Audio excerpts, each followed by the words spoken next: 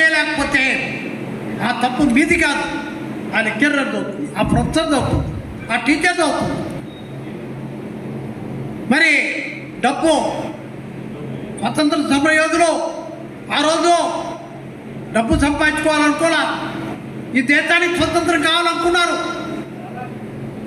వాళ్ళు త్యాగాలు చేశారు, కుటుంబాలు నాశనమైనాయి.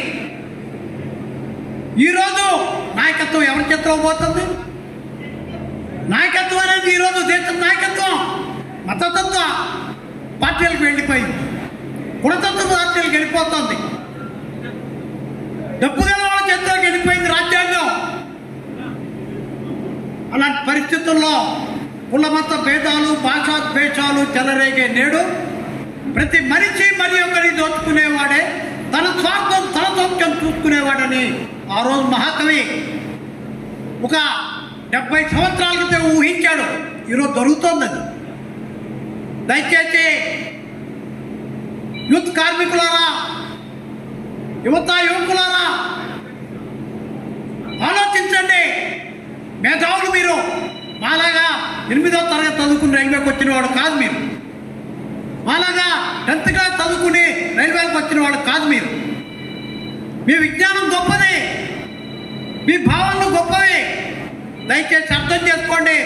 పోరాడితే పోయేది ఏమి లేదు, బానిస సంఖ్యలు తప్ప అన్నారు. అలాంటి పరిస్థితుల్లో పోరాటం లేకపోతే మనకి మనుగడ లేదు. పోరాటం లేకపోతే మనకి పే కమిషన్లో న్యాయం జరగదు. 8వ పే కమిషన్ ఎలక్షన్ నెపంతో ఢిల్లీలో ఎలక్షన్స్ ఉన్నాయి. 60% మంది central government employees pay commission announce చేశారు. 12 లక్షల వరకు ఇన్కమ్ ట్యాక్స్ లేదన్నారు. గెలిచారు. మళ్ళీ ఏ విధంగా గెలవాలో కొంతమందికి బాగా తెలుసు. డబ్బులతో గెలవాలనుకున్నారు కొంతమంది, కులంతో గెలవగలమన్నారు కొంతమంది.